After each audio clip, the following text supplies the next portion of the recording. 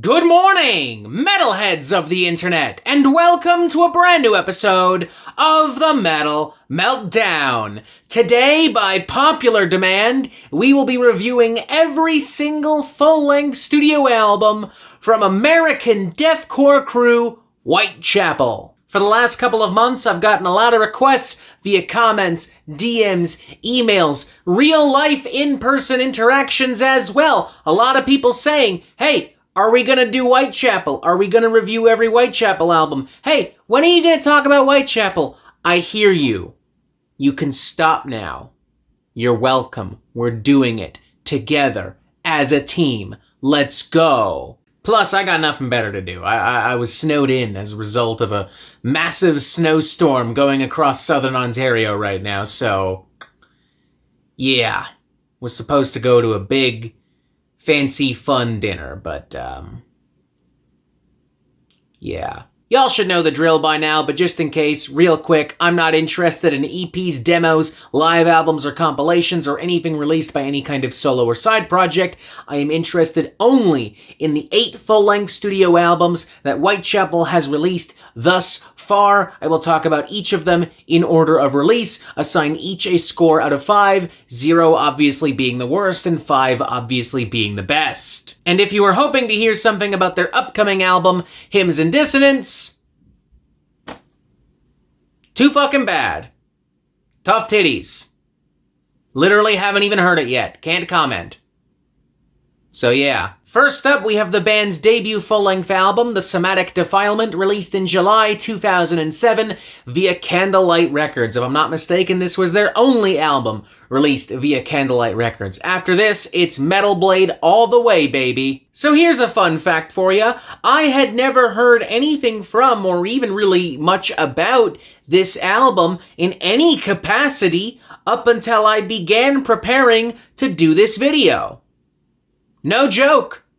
Nothing. Not a zip whatsoever. I've heard plenty from and of records like This Is Exile, Mark of the Blade, and more recent offerings like The Valley and Kin, but not a dang diddly darn thing from Somatic Defilement.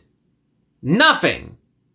Goddamn. And you know what? To be fair, maybe it's because I've never, paid a shit ton of attention to Whitechapel until some of their most recent offerings. Maybe it's because I'm not, the number one deathcore guy, you know? I'm not, super duper into this genre. Or maybe it's genuinely because the fans don't like it, and this is kind of an underrated record, kind of forgotten and lost to time.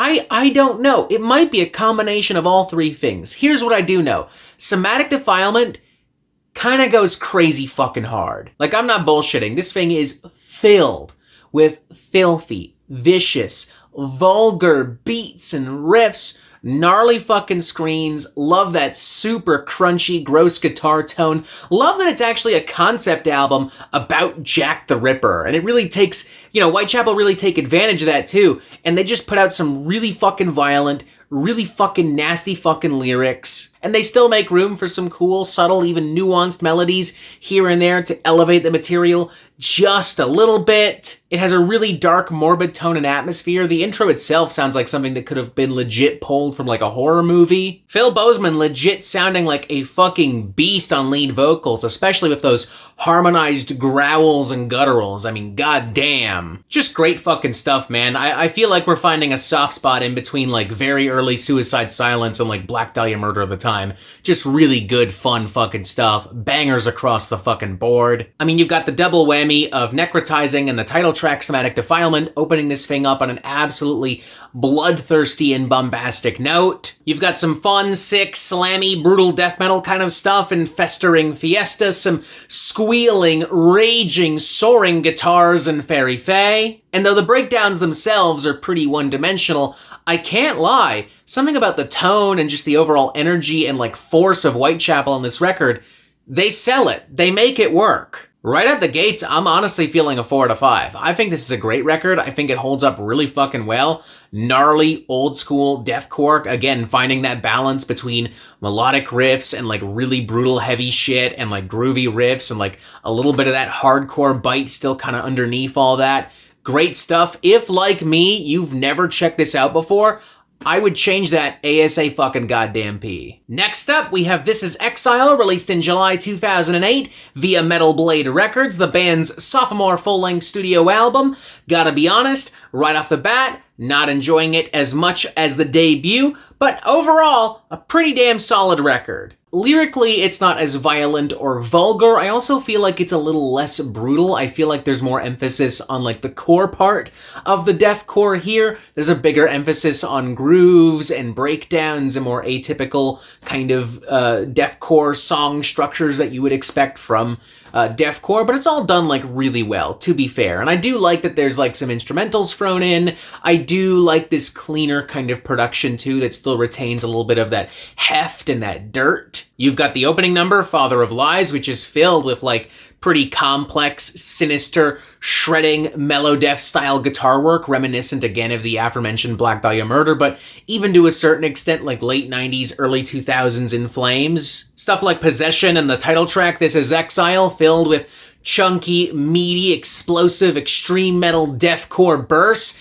heavy fucking grooves, big fucking drums. I like seeing Whitechapel show off some more intricate songcraft and some more technical chops on the instrumental cuts like Death Becomes Him and Of Legions. And though the closing number, Messiahbolical, is maybe a little bit too long for my liking, I do appreciate the grandiose feel and the overall ambition of the cut. I'm feeling a 3.5 out of 5 on this bad boy. I appreciate that it's bolder and bigger, even if it's not necessarily better, at least not for me. Definitely still some cool stuff here. Definitely still some entertaining and interesting stuff here. Definitely check it out. Next up, we have a new Era of Corruption, released in June 2010, once again via Metal Blade Records. And much like with This Is Exile, I find myself not liking this as much as the previous album. I don't know. I feel like it's not as strong, it's not as interesting, it's not as engaging. I don't necessarily think that Whitechapel are phoning it in or writing like actively bad material. It's just not really grabbing me in the same way Somatic Defilement did, but also not even in the same way that This Is Exile did, you know? I will say this, it is a very heavy and aggressive record, lyrically. Like, it talks a lot about corruption and society crumbling and getting stupider and getting worse, and you can feel Whitechapel's anger all throughout the album, and that keeps them motivated and in turn keeps you invested. The problem is the riffs themselves are just a little flat in some parts. Like, the melodies aren't as strong, it's not as crushing, it's not as brutal. Like I said, not actively terrible, it just never really grabbed me the same way the previous records did. There is still some good stuff though. Like, I think Devolver is a pretty solid raucous opening number, breeding violence. I like that little intro riff kind of build up into this more explosive kind of groovy barrage. Reprogrammed to Hate is a pretty gnarly, provocative, in-your-face, kind of like groovy death metal deathcore rager with some clean vocals courtesy of Chino Moreno of Deftones fame, which unintentionally kind of gives this a Suicide Silence nu metal era kind of vibe, but hey, I fuck with it. It works for me at least. And you know, stuff like Single File to Dehumanization, The Darkest Day of Man, Murder Sermon featuring Vincent Bennett from the Acacia Strain, not the most intelligent stuff that Whitechapel has ever written, but it hits, it goes hard, it fucks, you know, it's got muscle, it's got some fucking punch, you know, it works. For me, this would be a 3 out of 5, and a pretty flat, middle-of-the-road 3 out of 5 at that. Not especially unenthusiastic, but not especially not unenthusiastic either, you know? I think if the riffs were a little bit more visceral and varied, and if there was a little bit more beef and spice in the actual production and like in the actual guitar tone on the record, then we'd be looking maybe close to a 3.5 out of 5, but c'est la vie, it is what it is. That's the album, that's what I think. Yeah. Next up, we have a self-titled album, Whitechapel, released in June 2012, once again via Metal Blade Records. I kind of hear bits and pieces of everything Whitechapel have done thus far on this record. Like, the best bits and pieces and elements and flavors and spices of specifically This Is Exile and A New Era of Corruption, but also some little nuggets still from Somatic Defilement. The result is something that is dark, heavy, fun, energetic, but does have genuine urgency to it, and overall probably their most balanced record of this era of Whitechapel. Opening number, Make It Bleed, could have been pulled directly off of This Is Exile, and honest to God, I wouldn't have questioned it for even a second. Lots of great melodic guitar work too. I love the twisted, frenzied energy of it. Phil Bozeman getting right in my face with his gutturals too. Hate Creation is a really cool song as well. Some more angular, jagged, groove-laden riffs here. I like the kind of anxious, edgy, kind of like vocal energy to it, like almost giving like early Slipknot vibes. Culturalist is really cool as well, filled with towering percussive beatdowns, and I love that guitar solo as well. Genuinely kind of shines and soars overhead like a golden eagle. Love the slow dredging crawl of I Dementia as well, the stark tone and vibe of the album's closing number, Possibilities of an Impossible Existence. I will say I was a little let down, underwhelmed, and disappointed by the instrumental. Devoid, pretty standard kind of like dark ballad piece at first, evolving into a pretty straightforward kind of deathcore chugfest with a few melodic guitars. Didn't do much for me. Whatever. Overall though, 3.5 out of 5, pretty good album. I dig it. Next up, we have our Endless War, released in April 2014, once again via Metal Blade Records. This was released right around the time that I was starting to really be aware of Whitechapel. Right around the time I was starting to really pay attention to Whitechapel. And I remember listening to it and not really thinking much of it, and 11 years later, that's kind of still how I feel, to be honest. Yeah. It's not necessarily like a bad record by any stretch. It's just kind of bland, kind of boring, much like A New Era of Corruption. It just doesn't really do enough to grab me. And while we're on the topic, if you put a gun to my head and ask me to pick between these two albums, I'm definitely more likely to pick New Era of Corruption. Like, this just isn't as heavy, it isn't as impactful, and it isn't as memorable, straight up. I do think The Saw Is the Law holds up. Like, that's a genuine bop. Whitechapel all throughout the album is really having fun with groovy riffs and barrages, and this is where it really works and really pays off. That chorus is great. It's got a great fucking energy to it. Top-notch song. Genuinely catchy kind of a bop. But other cuts like Mono, Let Me Burn, Psychopathy, How Times Have Changed, Worship the Digital Age, a lot less effective in my opinion. I do like some of the anxious melodies and moments here and there, and overall, there are some decent chugging, bouncy grooves that you can at least bang your head to, you can have some fun with, some explosive little volatile sections to contrast and inject a little bit of extra fire here. But still, mostly ineffective.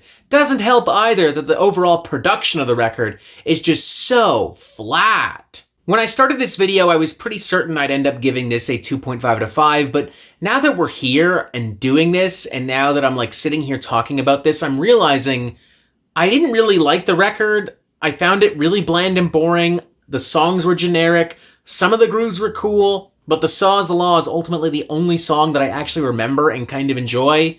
So, yeah, fuck it. 2 out of 5. Mediocre. Not feeling it. Not my thing. Sorry, guys. Not my thing at all. That's it. Plain and simple. It is what it is. Tough titties. Next up, we have Mark of the Blade, released in June 2016, once again via Metal Blade Records. Big improvement, in my opinion, on our Endless War. It is to a certain extent Whitechapel doing what they do at this point. Like, it is very much a continuation of like the self-titled album and This Is Exile and all that. But you know what? Well done, well produced, way more impactful, way heavier, way better. And to Whitechapel's credit, there are at least a few twists and turns here and there. Such as, for example, Phil's clean vocals. I like them.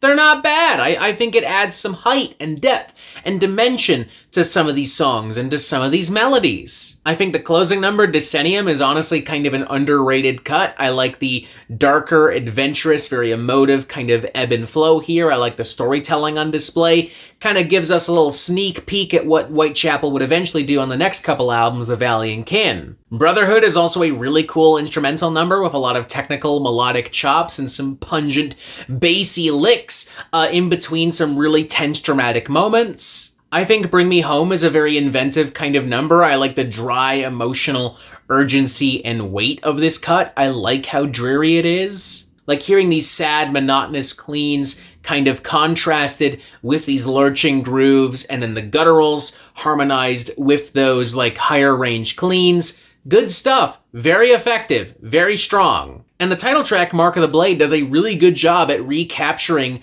the vibe and feel of The Saw Is the Law from Our Endless War and just making it heavier and beefier. If the entirety of Our Endless War had been more like the song Mark of the Blade, I probably would have liked that album a lot more. It does maybe have a few rough spots here and there, I'll concede too, as much as I like Phil's clean vocals. He does sound maybe a little out of his element and a little uncomfortable, but he makes it work enough for me to still fuck with it. Whitechapel pulls it off of this record. I'm feeling a pretty solid 3.5 out of 5 on this bad boy right here. Kind of interesting to look back at this album because it really is like this ultimate transitionary piece between two eras of Whitechapel, you know? Like you had the self-titled and Our Endless War, and then, you know, you have this, and then there's The Valley and Kin.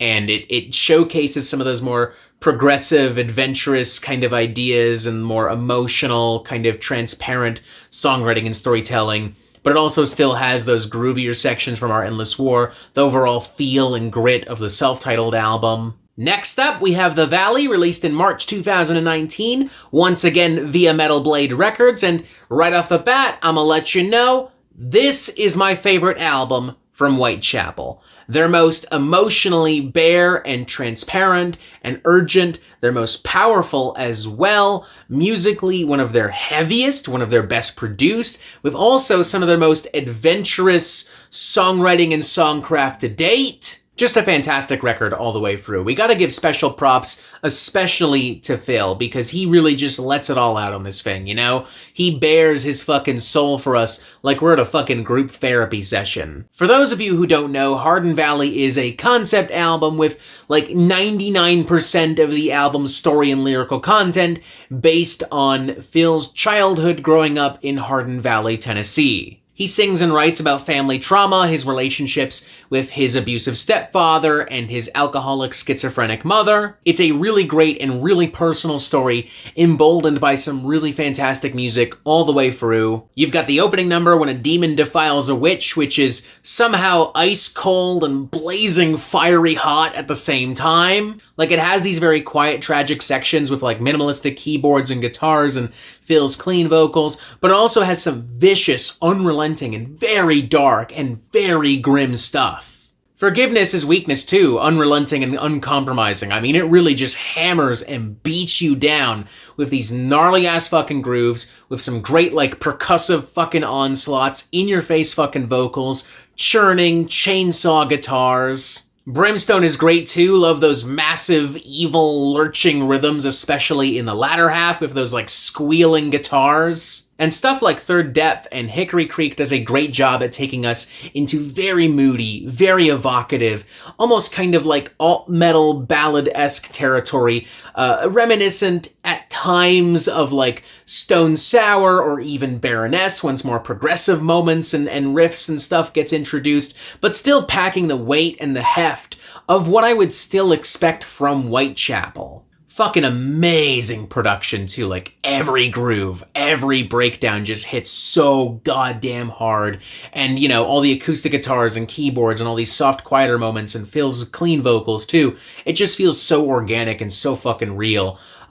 Easy 4.5 out of 5 for me. Fucking incredible record, fucking fantastic, it's their best, it's my favorite from them, I fucking love it, they knocked it out of the goddamn park, holy fucking shit. And last but not least, we have Kin, released in October 2021, once again via Metal Blade Records, continuing the story of the Valley, putting Phil Bozeman in his late teens, if I'm not mistaken, kind of struggling with processing the death of his parents, the relationship that he has with them, struggling just in general in life. Love seeing the story continue, and it's great to see that the emotional transparency and honesty and power and weight and brutality that came with the Valley, that came with that story, is also still here as well. I would say of the two, I do think the Valley is a stronger record, but Kin is still a great record. And in the grand scheme of things for Whitechapel, like, the Valley would be at the top, gold medal, and then Somatic Defilement is like bronze medal, and Kin gets the silver medal. I Will Find You starts us off on a very strong and important and declarative note. Love the use of clean vocals and acoustic guitars here. Love that simple but soaring main hook as well, emboldened by more raging kind of proggy deathcore and death metal. Then there's Lost Boy, initially a more raucous and energetic cut with some rampaging riffs and rhythms. Later on, it introduces some moodier, more ethereal, more introspective melodies and lyrics that almost brings to mind like A Perfect Circle. A Blood-Soaked Symphony is just fucking sick too. Some super nasty, fucked up grooves in the latter half of this thing that unironically do bring me all the way back to the Somatic Defilement. But also, this thing has like a kind of like cinematic size and scale akin to what I would maybe expect from like Shadow of Intent. And I mean, like, History is Silent, Anti-Cure, the album's title track, and closing number, Kin, do an amazing job at bringing these, like, dark, moody, kind of prog alt-metal vibes together and combining it so effortlessly, so fluidly with the deathcore and death metal stuff. To the Wolves as well, just, like, disgustingly fucking heavy. I honestly forgot how fucking heavy some of the stuff was on this album. You know, even if I like the Valley maybe just a little bit more, I think I would still give this a 4.5 out of 5. Honestly. Yeah, fuck it. 4.5 out of 5. I love this record too. I remember the reaction to this album from fans being kind of like mixed, being kind of lukewarm. There were a lot of people who really loved it, but there were also a lot of people that were just kind of like, you know what, I'm kind of done with progressive, emotional Whitechapel. I'm kind of ready to go back to gross, disgusting, groovy deathcore Whitechapel. And I can kind of understand why to a certain extent, but for me, I'd honestly be very happy if Whitechapel just kept going down this route, like, forever. Like, I'm loving these fucking records. These are my favorites from Whitechapel. Again, I think the Valley is still number one, but the Kin would be very close behind it. And then Somatic Defilement. Yeah, it's funny how it's like their most progressive records and then their least progressive record. Oh well, just kind of how it turns out, I guess. And voila, that is it, reviewing every Whitechapel album. Wow, now it's your turn to tell me below in the comments, what's your favorite Whitechapel album? What's your least favorite Whitechapel album? Did I get it right? Did I get it wrong? What other bands do you think should get the reviewing every album treatment? Let me know. You probably already are and already have, but do it again. Press this button to subscribe. Wow. Look, even more videos here. Wow. Join us on Discord. Wow. And as always, you have yourself a fantastic fucking day.